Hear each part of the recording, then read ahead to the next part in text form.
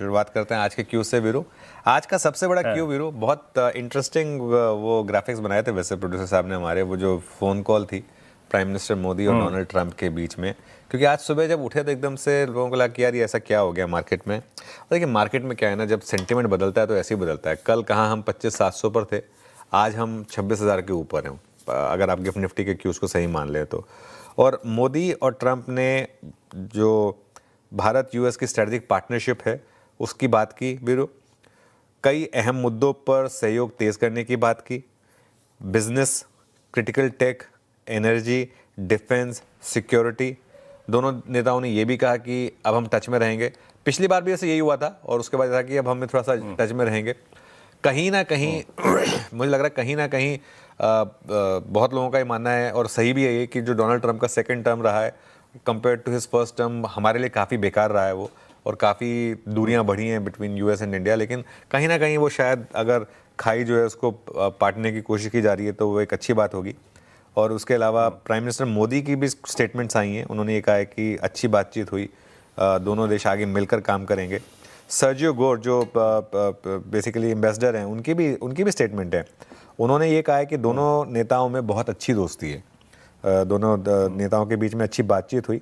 और पीएम मोदी ने यूक्रेन शांति पर भी समर्थन का भरोसा दिया। तो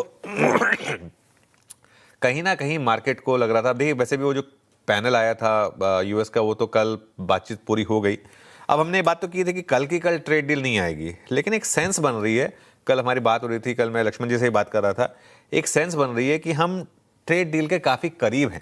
अब काफ़ी करीब से मामला ये नहीं है कि आज ही हो जाए, हो सकता है जनवरी में आ जाए, हो सकता है फरवरी में आ जाए, या एक मार्च की जो बात हुई थी, जो चीफ इकोनॉमिक एडवाइजर ने भी कहा था कि मार्च तक शायद वो ट्रेड डील पूरी हो जानी चाहिए।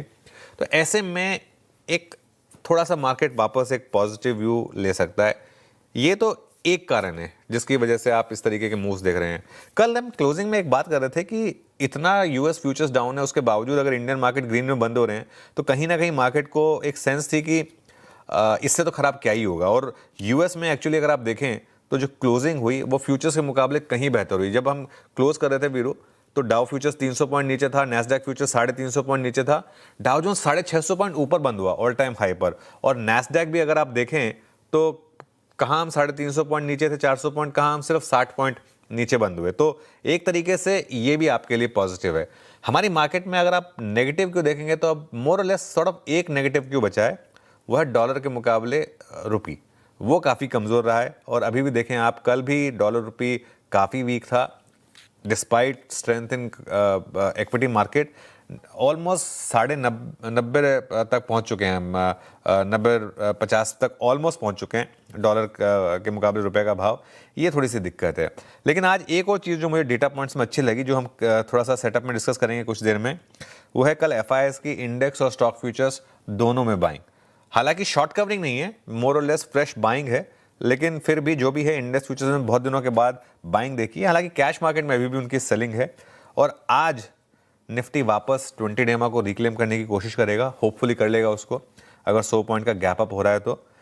और बैंक निफ्टी देखिए आप एक बार जरा, निफ्टी में तो भले ही हमने 20 डेमा के नीचे 3 दिन स्पेंड करे हैं, बैंक निफ्टी ने तो 20 डेमा तोड़ा ही नहीं। अगर बैंक निफ्टी का भी 20 डेमा का चार्ट रेडी आपके स्क्रीन पर, ये देखिए बैंक निफ्टी ने तो 20 डेमा तोड़ा ही नहीं है। तो ये एक आपके लिए एक बड़ा पॉजिटिव है कि ये जो आपका सबसे बड़ा इंडेक्स है वो कंसिस्टेंटली इसके ऊपर है। आज देखते हैं वीरू मार्केट किस तरीके से रिएक्ट करेगा।